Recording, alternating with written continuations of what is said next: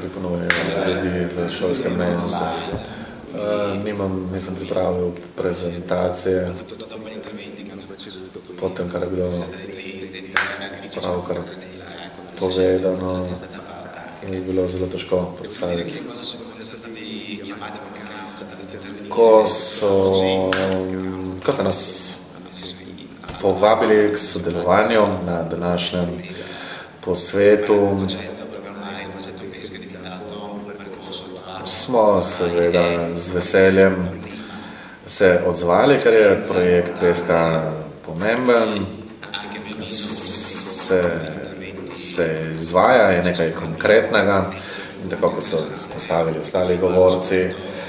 Tudi mi menimo, da bi bilo zelo pomembno nadaljevati s tem projektom.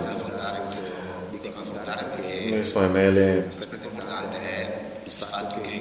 določene težave s tem projektom zaradi posebnosti, specifik tega projekta.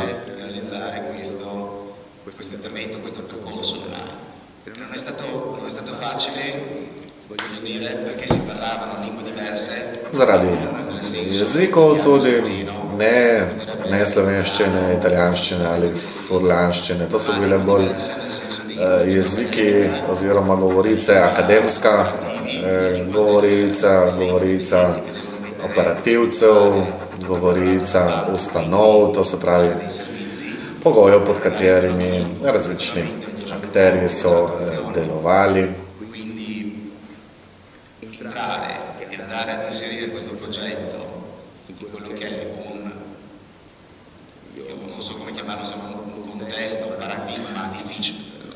Ta projekt je bil nekako uvrščen v nek težaven kontekst, ker ta kontekst v Italiji, kontekst šolskih mens je zelo zapleten, kompleksen v Italiji. V Sloveniji upam, da je vse malce lažje.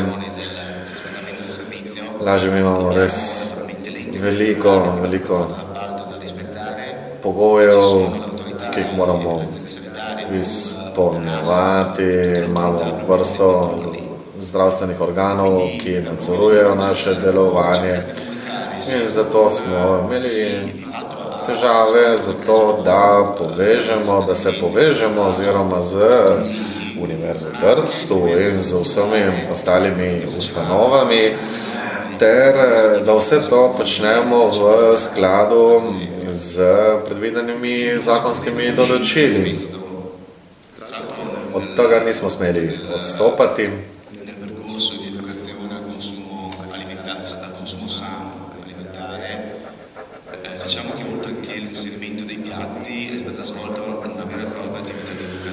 Zato in prav posebno je bilo to težavno, zato ker smo pripravili tudi usposabljanje, pripravili smo gradivo za osveščanje učencev in učiteljev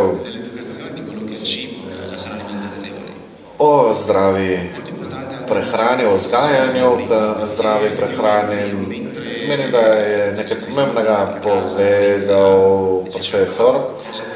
Danes, ko sem se vozil sem pomislil, kaj lahko rečem. Veliko te lahko obravnavamo v okviru projekta Peska, če smo delki vzgoje prehrani, čutila, proizvodne verige. Čutila so pomembna, ker govorimo o otrocih. Omenim zdaj prej ta kruhek, slišim, da se kruhek zlomi in ugotovimo, ali je kruhek svež ali pa ne. Z nosom občutimo, ali je določena hrana slaba. Čutila so bila soudeležena v celoti pri tem projektu in naše podjetje bo prihodnje leto praznovalo 70 let in se ukvarjamo tudi z razvijanjem čutil, ne ukvarjamo se samo z zdravi prehrani, ampak tudi s čutili. Čutila so pomembna za otroke, ker s čutili otroci tolmačijo svet, otroci, ki so jutrišnji odrasli. Danes sem videl nek napis fast fooda, hitro prehrano, sem bil zelo daleč od tega.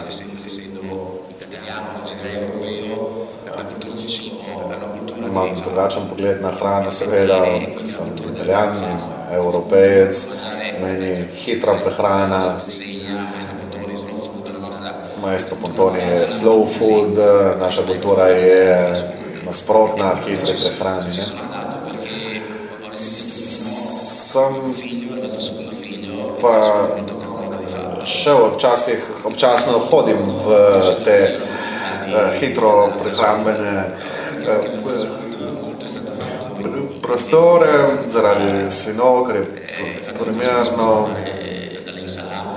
Imajo tudi solato, lokalne tipične predelke.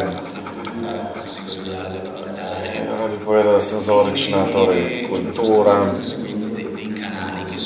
sledi določenim kanalom vzgajanja k zdravi prehrani in nobenem vzgajanju k zdravju, ker kakovost hrane in zdravja sta zelo povezani. Hvala.